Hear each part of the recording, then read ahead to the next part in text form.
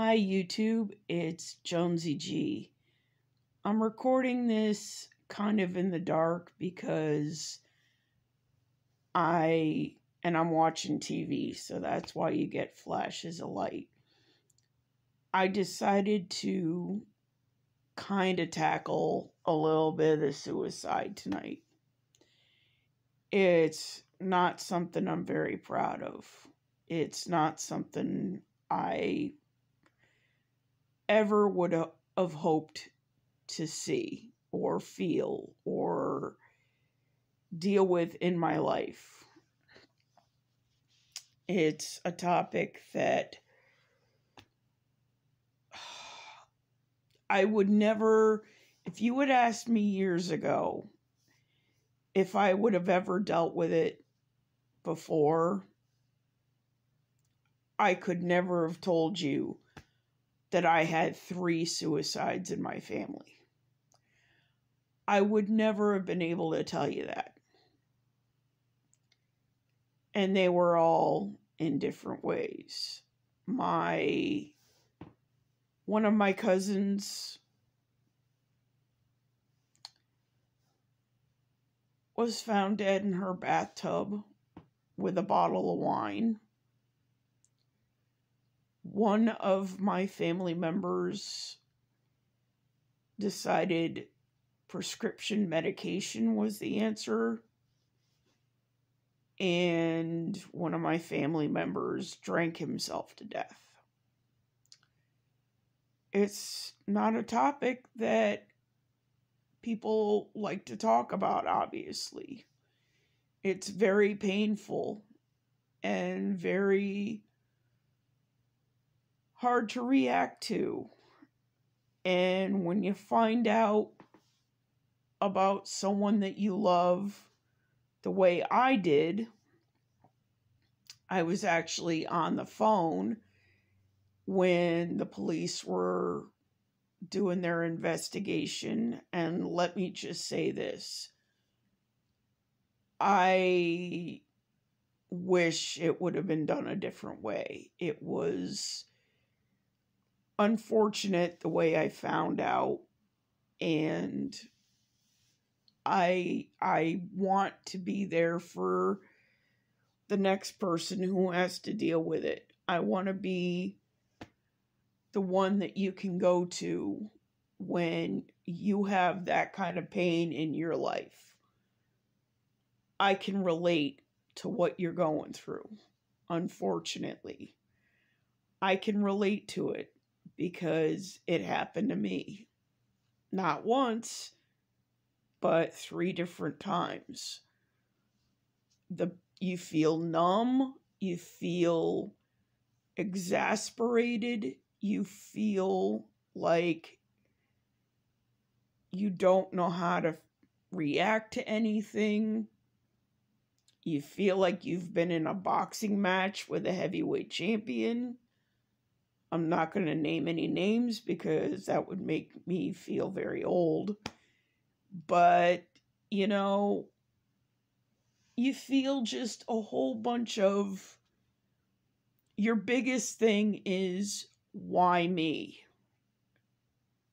Why did it have to happen to our family? Was I not good enough to help the situation get better?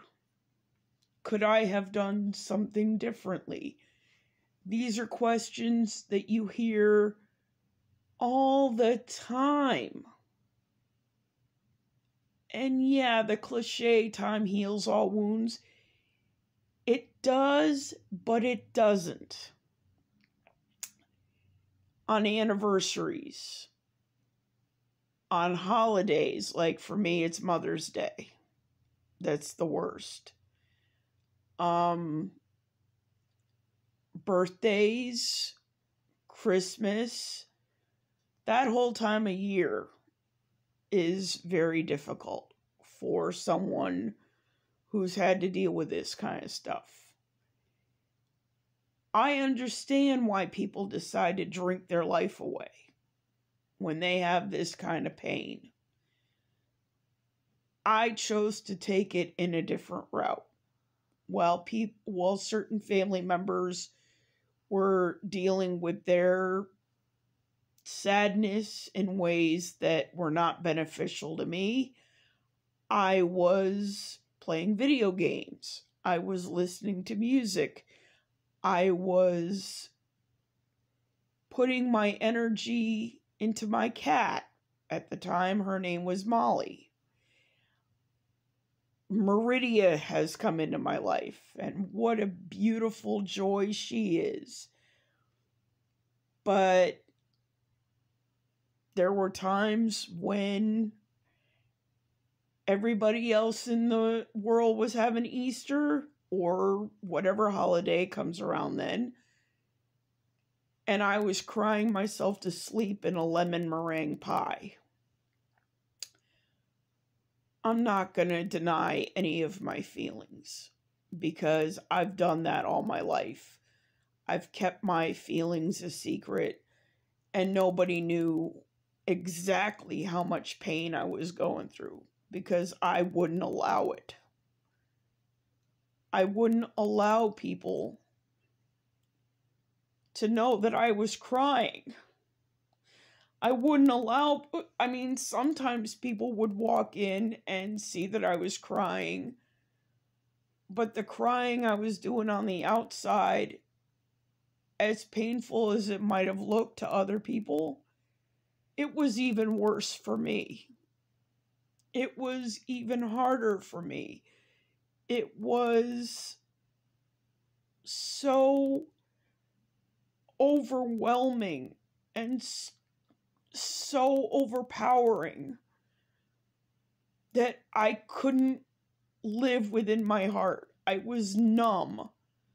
I was completely and totally just not sure how I was supposed to get on with my life. And even to this day, when I watch The Wizard of Oz and they do the Lollipop Guild, I can almost hear my mother doing it because she did it so well. She loved French vanilla, very, very light and sweet, from Dunkin' Donuts for coffee. So sometimes I drink that in her honor. She was the one who got me into video games. She was the one who bought me the gold cartridge back in 1985, I think it was, of The Legend of Zelda. She absolutely loved that game. Absolutely loved it. I showed her some of the more recent games. Well, back then they were recent. Such as Ocarina and Majora and Twilight. And she called me First she asked me, "Is this what you really do with your time?" And I said, "Yes." And I smiled. And she said, you're a sumo wrestling chicken wrangler." And I looked at her, and with a very prideful look, I said, "I certainly am, thank you." And I take that comment to heart all the time. Suicide is not the way you deal with things, because you may think that you are taking care of your emotions. But what about all the people that are left behind? All the people that are going to have to grieve for you for the rest of their lives. The pain, the heartache, the sorrow, the unbelievable exasperation of, why couldn't I help and make you better? I'm coming to terms with that. I'm coming to terms with the fact that sometimes you just can't make things better.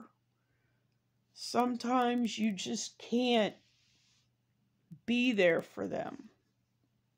But I'm here for you. So I hope this video has made more sense and has made things a lot clearer for you. This video was not about me. It's more of an audio.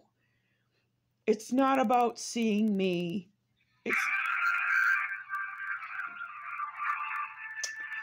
I love you, Mom. I miss you so much. This video is not about seeing me. This video is not about seeing Maria. It's about helping those people have a voice again that can't. That want to say, I'm so sorry for what you're going through. Because I've been there myself. It's gonna be okay, guys. It's gonna be okay. You have someone to turn to now. There are a lot of people in your own counties or towns, but you also have someone who's been there like me. So you can always come here, get your daily fix of Meridia, listen to me sing, watch me make a fool out of myself, and also get some important life lessons, which is what I'm trying to help you with. So, this was a very painful topic, but I'm glad that I was finally able to make it, because it had been on my mind for many years. Don't give up. Don't ever give up.